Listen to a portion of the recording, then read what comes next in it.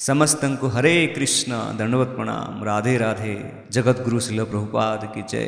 आशा करुच्छे आपण समस्ते भलरे अछंती एवं आज एक नुआ ब्लॉग को आपण समस्त बहुत बहुत स्वागत। आज आम वैष्णव सदाचार उपरे टिके आलोकपात करवा। बिना सदाचार रे किए वैष्णव हो पारे ना, से आम आज वैष्णव संस्कृति एवं वैष्णव सदाचार उपरे किछि विचार विमर्श करवा, आलोकपात करवा, जानिबा चेष्टा करवा जे वैष्णव सदाचार सब कौन कौन अटे। से भितर आज आम प्रसाद सेवन उपरे ए विषय उपरे चर्चा करवा, कथा हेबा। तो वैष्णव माने केउ प्रकार प्रसाद केमिति भावे ग्रहण करवा उचित ता उपरे आज आम कथबार्ता हेबा। चलंतु आरंभ करवा। हरे कृष्ण हरि बोल। वैष्णव संस्कृति रे प्रसाद सेवन एवं प्रसाद वितरण ए दुईटी अत्यंत महत्वपूर्ण विषय अटे। प्रसाद होची मुख्य। जो समय रे आमे भोग प्रस्तुत करू एवं भोग अर्पण करू से समय अपेक्षा ताहाकु आदरपूर्वक वितरण एवं ग्रहण करने को देखि श्रीकृष्ण और गुरु अधिक प्रसन्न होइथांती। भगवान सबू देखुचंती, भगवान आ गुरु सबू देखुचंती, तो श्रीकृष्ण आ गुरु एथिरे अधिक प्रसन्न होइथांती। सर्वप्रथम और प्रमुख नियम यह जे भक्त भगवान श्रीकृष्ण को भक्ति भाव में अर्पित अन्न को ग्रहण करवा उचित। जहाँ भगवान को भक्ति भाव में श्रीकृष्ण को भक्ति भाव में जो अन्न को अर्पित करा जायछि से अन्न को ही प्रसाद रूपे ग्रहण करवा उचित। वैष्णव मानक यह हूँ प्रमुख नियम। जड़े भक्त को जड़े वैष्णव को सबुबले भक्त द्वारा प्रस्तुत होइथिबा, भक्त द्वारा भगवान को अर्पित होइथिबा एवं भक्त द्वारा वितरण करा जायथिबा अन्न को ही ग्रहण करवा उचित। माने जड़े भक्त रोषे करथिबा पड़िबो, माने जड़े भक्त ही भोग को कौन करथिबा पड़िबो, प्रस्तुत करथिबा पड़िबो। भक्तों द्वारा जे हरिनाम करछन्ति, जे वैष्णव धारा रे अछन्ति से ही भोग प्रस्तुत करिवे, से ही भगवान को अर्पित करिवे एवं भक्त द्वारा वितरण करा जायथिबा अन्न को ही ग्रहण करवा उचित। माने भक्त माने परसिवे, तापर जाई आमे सेटा ग्रहण कले गुरु आ भगवान उभय खुशी हुअन्ति। सामाजिक जीवन में मर्यादा और प्रचार आवश्यकता अनुसार जेतिकी संभव तथा व्यवहार करने योग्य से उपरोक्त नियम एवं आदर्श को पालन करने निश्चय उचित। जेतेबेले पर्यंत प्रचार तथा सेवा निमित्त अत्यधिक आवश्यक न पड़ी सेतेबेले पर्यंत अभक्तों द्वारा प्रस्तुत होइथिबा अन्न आदौ ग्रहण करने उचित नुहे। किछि केस रे एक्सेप्शनल अच्छी जोटा कि आपन जदि प्रचार कार्य रे व्यस्त अछंती, प्रचार सेवा रे जड़े भक्त नियुक्त अछंती, तो सी अत्यधिक आवश्यक जदि न पड़ी अत्यधिक आवश्यक पड़े ही से जाइए जड़े अभक्तों द्वारा प्रस्तुत अन्न ग्रहण करें। बहुत रेयर केस रे, नहले सबुबले आम चेष्टा करवा उचित जे भक्त रोषे करथिबे, भक्त भगवान को अर्पण करथिबे, आ भक्त परिवेषण कला परे जाइकरी ए अधम ए दास ए पतित जीव पाइबा उचित। पाइले ही जाइकी भगवान गुरु कृपा मिलिबो आ जीवन रु ए जन्म चक्र उद्धार पाई परिबा। एटी गोटे प्रश्न उठुची जे भगवान को प्रसाद कहीं ग्रहण करा जाए, केवल भगवान के प्रसाद कहीं ग्रहण करवा उचित, अशुद्ध खाद्य कहीं खाइबा उचित नुहे, बाहर बिना भोग लगेकी आम कहीं खाइबा उचित नुहे। तापर जड़े प्रश्न करें, से प्रश्नर उत्तर है भगवान श्रीकृष्ण भगवत गीतार 3 अध्याय 13 श्लोक कहते जे जो मैंने मत निवेदन न करी खाद्य ग्रहण करती से माने केवल पाप ही भोजन करती। जो मैंने भगवान को अर्पण करती ना आउ निजर चॉइस पाई, निजर रुचि पाई, निजर निज स्वाद पाई निजे विभिन्न प्रकार बनै व्यंजन खाई दियंती, भगवान को पचारती नहीं, भगवान को अर्पण करती नहीं, से माने केवल पाप ही भोजन करती बोली भगवान निजे भगवत गीतार 3 अध्याय 13 श्लोक कहते। यज्ञाशिष्ट कथा। सो से आम समस्ते भगवत गीता पढ़ी ताकू जानिबा कथा आ ताकू जीवन में अमल करिया कथा। अमल कले कौन हम ना आम भगवान कृपा पाई परिबा, कहीं भगवान होउचंती आमर परम पिता, से जेतेबेले कृपा करेंगे आमर निश्चय कल्याण हम। एवं जो माने भगवान को निवेदित प्रसाद ग्रहण करती से माने समस्त पापर प्रतिक्रिया मुक्त हो जाती। जो भाव लोके कहती जे जीवजंतु को मारी खाइले नॉनवेज खाइले तो पाप होचे आम कहूचे, से माने आमको उल्टा जवाब कौन दियंती तुम तो शाग खाऊच, परिवा खाऊच, विभिन्न प्रकार शस्य खाऊच, से भी जीवन अच्छी आउ सेटा भी खाइले पाप हेबो। तो ए प्रश्नर ए उत्तर जे आम जदि ए जो आम शस्य खाऊचे, ए शस्य शाक सब्जी परिवा फल जहाँ खाऊचे एटा भी खाइले भी पाप। से ए पापर मुक्त होगा हेले आमको भगवान को अर्पण करदे, आग भगवान से जिनटा पाईगले तापर आम से प्रसाद रूपे ग्रहण करगले से भितर कौन पाप रही न थाए, कहीं भगवान ताकू ऑलरेडी भगवान ताकू ग्रहण कर सारी से आमर आ पाप से कौन लगे ना, से ही ये सब भगवान विधान करछंती। आ भगवान कहले मु सबू देली, मु जमी देली, मु पानी पवन देली, पंचतत्व देली, बुद्धि क्षमता शक्ति मन बुद्धि आत्मा अहंकार सबू देली, सबू मोर सेठिकी जन्म होइकरी गला परे मनुष्य जन्म पाई सारला परे तुमे सबू तुमर तुमर निजर निजर कहूच मोर मोर कहूच एते अज्ञानतार पड़गल मायार चाकर होगल माया बशवर्ती होगल सबू मोर मते टिके पचार मते टिके ऑफर कर मते टिके अर्पण करिकरी पाओ ताहले तुमको आउ कौन लगे पाप लगे ना एक कथाटी सुंदर भाव सात्विक शुद्ध दिव्य भोजन प्रस्तुत करवा व्यंजन प्रस्तुत करवा भगवान को पचारा प्रभु आज आप कौन पाइबे से हिसाब से आम बनवा सी हूँ घर मुरबी आम प्रसाद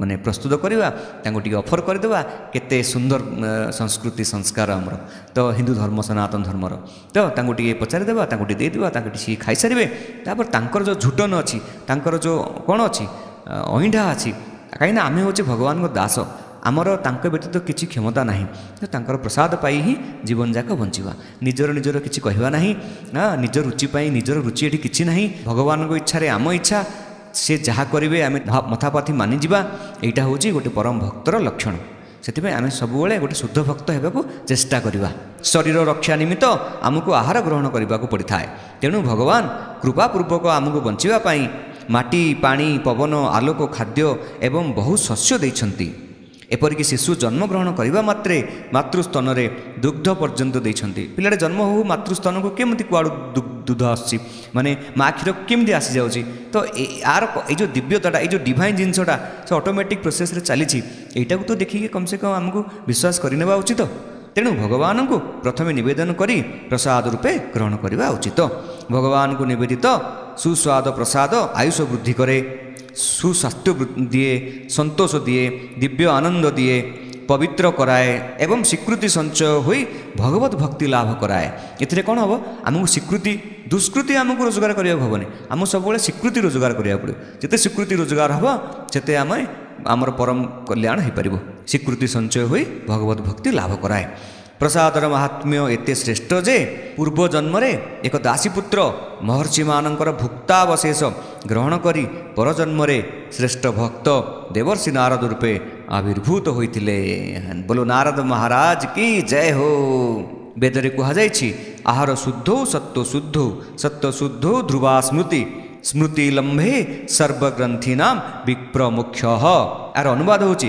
वैदिक संस्कृतिर अनुगामी गण आहार रे अत्यंत निष्ठावान थिले सेमानंकर रंधन और आहार थिला शुद्ध और सात्विक जे रंधन प्रस्तुत करती तार चेतना खाद्य संचरित हुए एवं जदि अभक्त बा पापाचारी व्यक्तिर रंधन खाद्य आहार करा जाए ताहले अजाणन्ते रंधनकारी मानसिकता और पाप कर्मर फल आहारकारी उपरे प्रभाव पकाई तार चेतना को कलुषित करने संगे संगे पाप कर्मर फल को मध्य भोगवाक पड़ता है हरि बोल जदि जड़े पापाचारी दुराचारी अभक्त जड़े हरिनाम करूना बहु पापरे संलग्न अच्छा सी जदि प्रसाद को माने भगवान भोग प्रस्तुत करेंगे व्यंजन प्रस्तुत करेंगे ताहले आमको कौन हम ना से पापाचारीर मानसिकता आम उपर पड़ो पाप कर्मर फल आम उपर पड़ो क्या पड़ो ना आहारकारी उपर जी प्रसाद को पाँच एवं आमर चेतना कलुषित हो भक्ति आड़े मन लगे ना एवं आध्यात्मिक जीवन में आम उन्नति करें ना बोलो आनंद एक बार हरि हरि बोलो हरि बोल आम सब भेजिटेरियन आम नॉन भेजिटेरियन हेबानी कि भेजिटेरियन हेबानी आमे हेबा कृष्णाटेरियन बोलो श्री कृष्ण भगवान की जय हो श्री चैतन्य महाप्रभु कहते विषयर अन्न खाइले मलिन हए मन मलिन मन हईले नहे कृष्णेर स्मरण यहाँ आप चैतन्य चरितामृत अंतलीला 6:2 लिखाई से भक्त माने भक्तों द्वारा प्रस्तुत कृष्ण प्रसाद ग्रहण करेंगे प्रसाद केवल मात्र कर्मफलर बंधन मुक्त करे ताहा नुहे कृष्ण प्रसाद चेतनारू कलुष मुक्त और विशुद्ध करने संगे संगे जन्म मृत्यु जरा व्याधि रूपक जड़ क्लेश विनाश करे ये जो जन्म जरा व्याधि लगी बारंबार जन्म बारंबार मरण पुनरपि जननम पुनरपि शरणम पुनरपि जननी जठरे शयनम बारंबार जो विभिन्न माँकर जठर अग्नि माने जठरे ओम्रे आम बारंबार जन्म होचे मृत्यु होचे ये जो जड़ता लगी ये जो क्लेश ये गोटे क्लेश जन्म मृत्यु जरा व्याधि आदि दैविक आदि भौतिक आध्यात्मिक ये सब 7 प्रकार दुख क्लेश ये आपको सब विनाश करे जिते आम भगवान प्रसाद पाइबा माने आमको बहु दिगरु भगवान को कृपा ग्रहण करिया पड़िबो भगवान नाम जप कर कृपा ग्रहण करिया पड़िबो भगवान हरिनामर संकीर्तन करी कृपा ग्रहण करिया पड़िबो भगवान को सेवा करी कृपा ଗ୍ରହଣ କରିବାକୁ ପଡ଼ିବ।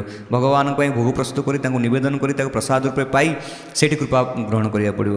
ଭଗବାନଙ୍କ ତୀର୍ଥକୁ ଯାଇ ସେ ତୀର୍ଥର କ'ଣ କରିବାକୁ ପଡ଼ିବ, ସେବା କରିବାକୁ ପଡ଼ିବ। ତୀର୍ଥ ବାସ କରି ତୀର୍ଥର ସେବା କରିବାକୁ ପଡ଼ିବ। ଏମିତି ବହୁ ପ୍ରକାର କରିବା ପାଇଁ ଏ ମଣିଷ ଜନ୍ମ ଭଗବାନ ଦେଇଛନ୍ତି। ଆମେ ଭୁଲବଶତଃ ଅଜାଣତରେ ଭ୍ରମ ସହିତ ଅଜ୍ଞାନତାର ବଶବର୍ତ୍ତୀ ହୋଇ ଭୂତ ପ୍ରକୃତିର ସଂସ୍ପର୍ଶରେ ଆସି ମାୟାର ବଶବର୍ତ୍ତୀ ହୋଇ ଆମେ ଏସବୁ ଜିନିଷ ଭୁଲି ଯାଇଛେ। ଆଉ ଆମର ଶରୀରର ଯେଉଁ ଇନ୍ଦ୍ରିୟ ଯାକ ଅଛି ସେ ଇନ୍ଦ୍ରିୟକୁ କେବଳ ଭୋଗ ଦେବା ଚକ୍କରରେ ଜୀବନ ବିତାଉଛେ, ଆଉ କିଛି କରୁନାହୁଁ। ଆଉ କିଛି କରୁଛେ, ଆଉ କିଛି କରୁନି। ପେଟକୁ କିନ୍ତୁ ଭଲ ମିଳିବ, ଭଲ ଘରେ ରହିବା, ଭଲ ପିନ୍ଧିବା, ଭଲ ମୈଥୁନ କରିବା, ଭଲ ମନ୍ଦ ଖାଇବା, ସେ ଭିତରେ ଜୀବଜନ୍ତୁକୁ ମାରି ଖାଇବା। ତାର କ'ଣ ହେଉଛି, ତାର ପିଲା ବାପା ମା କାନ୍ଦନ୍ତୁ, କ'ଣ ହେଉଛି, ଆମ ପିଲା ବଞ୍ଚିବ, ଆମ ବାପା ମା ବଞ୍ଚିବେ। ଇଏ ଗୋଟେ ବହୁତ ବଡ଼ ଘୋଟାଲା, ବହୁତ ବଡ଼ ଭ୍ରମ ଚାଲିଛି। ଏଥିରୁ ଆମକୁ ମୁକୁଳିବାକୁ ପଡ଼ିବ। ଏ କ୍ଲେଶରୁ ନ ମୁକୁଳିଲେ ଆମେ ବାରମ୍ବାର କର୍ମବନ୍ଧନରେ ପଡ଼ିବା। ଏହା ହିଁ ସାର ହେବ, ଆଉ କିଛି ଲାଭ ହେବ ନାହିଁ।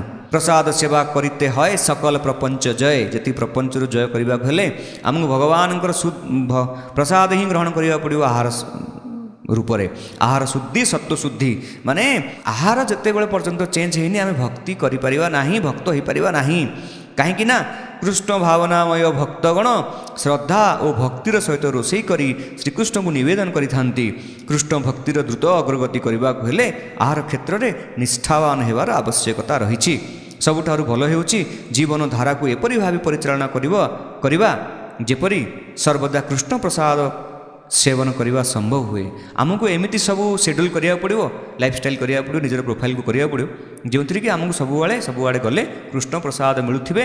ଆଉ ଆମେ ତାକୁ ଗ୍ରହଣ କରିକିରି ଆମର ଯେଉଁ ଶରୀର ପୋଷଣ ପାଇଁ ଆମେ କ'ଣ ହୋଇପାରୁଥିବା, ସକ୍ଷମ ହୋଇପାରୁଥିବା। ସେଥିପାଇଁ ଆମେ ସାଧାରଣତଃ ଆମ କଥା କହୁଛୁ, ମାତାଜୀ ହେଉ, ମୁଁ ହେଉ, ନିତୁ ତେଜ ହେଉ, ଆମେ କୌଣସି ପ୍ରକାର ବାହାରେ ଜିନିଷ ପ୍ରସାଦ ଗ୍ରହଣ କରୁନୁ। ଯାହା ଭଗବାନଙ୍କୁ ଭୋଗ ରୂପେ ଅର୍ପଣ କରିହେବ ନାହିଁ, ଅଫର କରିହେବ ନାହିଁ, ତାକୁ ଆମେ ପାଉନାହୁଁ। ଏ ଗଲା ଭକ୍ତଙ୍କ ଦ୍ୱାରା ରୋଷେଇ ହୋଇଥିବାକୁ ପଡ଼ିବ। ଯଦି ବାହାର ଜିନିଷ ତ ଗଲା ହୋଇପାରିବ ନାହିଁ। ଯଦି ରୋଷେଇ, ଯଦି ଆମେ ଅନ୍ନ ପ୍ରସାଦ କେଉଁଠି ମିଳିଲା, ପ୍ରଥମେ ଦେଖୁଛୁ ଇଏକୁ ରାନ୍ଧିଛନ୍ତି କିଏ, ଭକ୍ତ ଦ୍ୱାରା ରୋଷେଇ ହୋଇଥିବାକୁ ପଡ଼ିବ, ଭକ୍ତ ଦ୍ୱାରା ପ୍ରସ୍ତୁତ ହୋଇଥିବାକୁ ପଡ଼ିବ। ଆଉ ଭକ୍ତ ଭଗବାନଙ୍କୁ ଅର୍ପଣ କରିଥିବା ପଡ଼ିବ। ଆଉ ଭକ୍ତ ଜଣେ ବାଢ଼ିକି ଦେଲେ ଆମେ ପ୍ରସାଦ ରୂପେ ଗ୍ରହଣ କରୁଛୁ। ନହେଲେ ଦେଖୁଛୁ ଯଦି କିଛି ନାହିଁ, ଫଳ ଆହାର, ଦୁଗ୍ଧ ଆହାର, ବାକି କିଛି ମିଠା ବି ଖାଇପାରିବେ, ନିୟମ ଅଛି। ହଁ, ଭଗବାନଙ୍କୁ ମନରେ ଅଫର କରି ନିଜେ ଟିକେ ଆମର ତୁଳସୀ ଗଣ୍ଠି ଯେଉଁ ଅଛି, ଗଣ୍ଠିରେ ଲଗେଇକି ମଧ୍ୟ ତାଙ୍କୁ ପାଇପାରିବେ। ଏଇଭଳି ଭାବେ ଜୀବନଚର୍ଯ୍ୟା କରିବାକୁ ପଡ଼ିବ। ଇଏ ଗୋଟେ ଇନ୍ଦ୍ରିୟ ସଂଯମ, ଇଏ ଗୋଟେ ଆପଣଙ୍କର ଏକ୍ସରସାଇଜ୍, ଇଏ ଗୋଟେ ଆପଣଙ୍କର କ'ଣ କମିଟମେଣ୍ଟ। ଏହାଦ୍ୱାରା ଯେମିତି ଏଇ କଥାଟାକୁ ମାନିବା ଦ୍ୱାରା ଆମର ଯେଉଁ ସ୍ୱାଦେନ୍ଦ୍ରିୟ ଅଛି, ଆମର ଯେଉଁ ପଞ୍ଚ କର୍ମ ଇନ୍ଦ୍ରିୟ, ପଞ୍ଚ କ'ଣ ଜ୍ଞାନ ଇନ୍ଦ୍ରିୟ ଅଛି, ଆକୁ ଯେମିତି କଣ୍ଟ୍ରୋଲ କରିବା ପାଇଁ ଇଏ ଗୋଟେ ବାଟ, ଇଏ ଗୋଟେ ଏକ୍ସରସାଇଜ୍, ଇଏ ଗୋଟେ କ'ଣ ସେକ୍ସନ୍। ଏ ସେକ୍ସନ୍ଟାକୁ ଯେମିତି ଆମେ ମାନିବା, ଯଦି ଗୋଟେ ସେକ୍ସନ୍କୁ ମାନିଦେବା, ଆହାରକୁ ଶୁଦ୍ଧି କରିକିରି ଇନ୍ଦ୍ରିୟମାନଙ୍କୁ ସଂଯମ କରି ବାହାର ଜିନିଷ କିଛି ଖାଇବାନି, ଆଉ କୃଷ୍ଣ ବଡ଼ ଦୟାମୟ, କରିବାରେ ଜିହ୍ୱା ଜୟ, ଜିହ୍ୱାକୁ ଯଦି ଜୟ କରିପାରିବା ତାହେଲେ ଆମେ କୃଷ୍ଣଙ୍କ ଭକ୍ତ ହୋଇପାରିବା। ଆଉ ଗୋଟେ ସେକ୍ସନ୍ ଯଦି କଣ୍ଟ୍ରୋଲକୁ ପଳେଇ ଆସିଲା, ତାହେଲେ ବାକି ସବୁ ସେକ୍ସନ୍ ମଧ୍ୟ କଣ୍ଟ୍ରୋଲକୁ ଆସିପାରିବ। ତାହେଲେ ଆମେ ଯାଇକରି ଅନନ୍ୟ ଭଗବାନଙ୍କ ଭକ୍ତି କରିକିରି, ଭଗବାନ କହିଛନ୍ତି ମୋର ଯେ ଅନନ୍ୟ ଭକ୍ତି କରିବ ତାର ମୁଁ ଯୋଗକ୍ଷମ ବହନ କରିବି। ତ ଭଗବାନ ସବୁ ଗୀତାରେ କହିଛନ୍ତି, ଆମେ ସବୁ ମାନିପାରିବା, ମାନିବାକୁ ଚେଷ୍ଟା କରିବା ଆଉ ମାନିପାରିବା। ବହୁତ ବଡ଼ ବଡ଼ ସିନିୟର ଡିଭୋଟି ମାନେ ଅଛନ୍ତି, ହରିଗୁରୁ ବୈଷ୍ଣବ ମାନେ ଅଛନ୍ତି, ସେମାନେ କ'ଣ କରୁଛନ୍ତି, ଏଇ ଧାରାରେ ରହି ଏଇ ସବୁ ଭଗବାନଙ୍କ ଯେଉଁ ଆଦେଶ ଅଛି ଭଗବତ ଗୀତାରେ, ତାକୁ ମାନି ଜୀବନକୁ ସଫଳ କରି ଚାଲିଛନ୍ତି। ସେଥିପାଇଁ ସବୁବେଳେ ଆମେ ଶୁଦ୍ଧ ଆହାର ଭଗବାନଙ୍କୁ ଭୋଗ ରୂପେ ଅର୍ପଣ କରି ପ୍ରସାଦ ରୂପରେ ସେ ଆହାରକୁ ପାଇବା। ଯାହାଫଳରେ କି ଆମର କ'ଣ ହେବ, ମାନେ ବହୁ ଜନ୍ମର ପାପ ବି ନଷ୍ଟ ହେବ। ଏଥିରେ କ'ଣ ହେବ ନା ଜନ୍ମ ମୃତ୍ୟୁ ଚକ୍ରରୁ ମଧ୍ୟ ଉଦ୍ଧାର ପାଇପାରିବା, ଭଗବାନ କୃପା ପାଇପାରିବା, ଆଉ ଭଗବାନ ଖୁସି ହେବେ, ଗୁରୁ ଖୁସି ହେବେ, ସବୁ ଫାଇଦା ହିଁ ଫାଇଦା। ସ୍ୱାସ୍ଥ୍ୟ ଭଲ ରହିବ। ଜଣେ କହିଲେ, ଯଦି ଜଣେ ଅଭକ୍ତ ରୋଷେଇ କରନ୍ତି, ତାଙ୍କର ମନୋଭାବ ଆମ ଆହାରକାରୀଙ୍କ ଉପରେ କେମିତି ଆସେ। ୟା ଉପରେ ଗୋଟେ ବଢ଼ିଆ ଉଦାହରଣ ଅଛି, ମୁଁ ପଢ଼ିଥିଲି। କୁହାହେଇଛି, ଜଣେ ଚିତ୍ରକାରକୁ ଯେତେବେଳେ ଆମେ କହୁଛେ ଯେ ଆପଣ ଗୋଟେ ଜଗନ୍ନାଥଙ୍କର ଚିତ୍ର ଅଙ୍କନ କରନ୍ତୁ, ସେ ପ୍ରଥମେ କ'ଣ କରୁଛନ୍ତି, ତାଙ୍କ ମନରେ ଗୋଟେ ଜଗନ୍ନାଥଙ୍କର ଚିତ୍ରକୁ ଫାଷ୍ଟରେ ଭର୍ଚୁଆଲି ଗୋଟେ ଡ୍ରିମ୍ କରୁଛନ୍ତି, ପ୍ଲାନ୍ କରୁଛନ୍ତି, ଗୋଟେ ଆକାର ଦେଉଛନ୍ତି। ତାପରେ ଭାବୁଛନ୍ତି ଯେ କ'ଣ କରିବି, କେମିତି କେଉଁଠି କ'ଣ ରଖିବି, ମାନେ ଆଖି ବଡ଼ କରିବି ନା ସାନ କରିବି, ରଙ୍ଗ କ'ଣ ଦେବି, ମୟୂର ପୁଚ୍ଛ ରଖିବି ନା ନାହିଁ, ଏସବୁ ଚିନ୍ତା କରିକିରି ତାପରେ ସିଏ ନିଜର ଯେଉଁ ଚିନ୍ତନଟାକୁ ସିଏ ଚିତ୍ର ଆକାରରେ ଆଙ୍କିବା ଆରମ୍ଭ କରନ୍ତି। ତାପରେ ଆମେ କିଛି ସମୟ ପରେ ଚିତ୍ର ସମାପ୍ତ ହୋଇଯାଉଛି, ଆମେ ଦେଖୁଛେ ଯେ ଓହୋ ଏଇ ଚିତ୍ରକର ପ୍ରଭୁଜୀ ଏହି ପ୍ରକାର ଚିତ୍ରକୁ ଡ୍ରିମ୍ କରିଥିଲେ, ଯେଉଁଟାକି ଆଜି ଆମେ ତାକୁ ଚିତ୍ର ରୂପରେ ଦେଖିଲେ।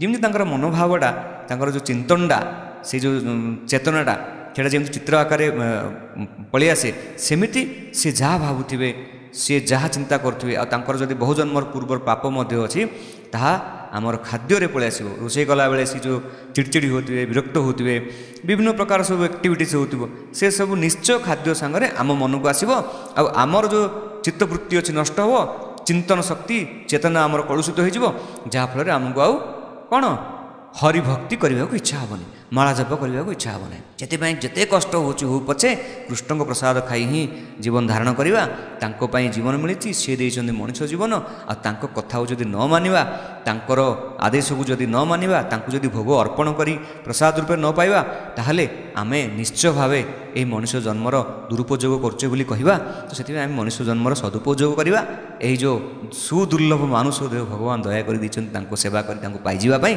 ताकू केमती सार्थक करवा से दिगरे सब अग्रसर हेबा आशा करछे आज वीडियो आपण मानू किसी स्पिरिचुअली मोटिवेशन मिली एवं आपण सबुबले भगवान को भोग लगे शुद्ध शाकाहारी बिना प्याज रसुण बिना प्याज रसुण कौन प्रकार नॉनभेज तो हेनी बाकी आप मसूर डाल भी हेनी आप अंडा हेनी शुद्ध शाकाहार भोग प्रस्तुत करूँ जमी मंदिर में जहाँ प्रसाद बनूँ से प्रकार प्रसाद बनातु शुद्ध यूटेनसिल सब बर्तन रखूँ से बनातु भगवान गोटे पितल थाली कंसा थाली भगवान भोग नवेदन करूँ ताकू आनी समस्ते परिवार में पातु देखिए निश्चय कृपा मिल भगवत भक्ति आपन को मिल भगवत धाम जीवार से प्रसाद स्वीकृत रूपे आमको मिली भगवान श्री चरण में आमको कौन कर मन लगे एवं आम भगवत धाम चली जाई परिबा आउ ए जीवन को आम सार्थक करिपरिबा से आपण माने किछि एई वीडियो माध्यम किछि मोटिवेशन पांतु निश्चय या फॉलो करने चेष्टा करूँ आमर एकमात्र लक्ष्य जे आपण मानकर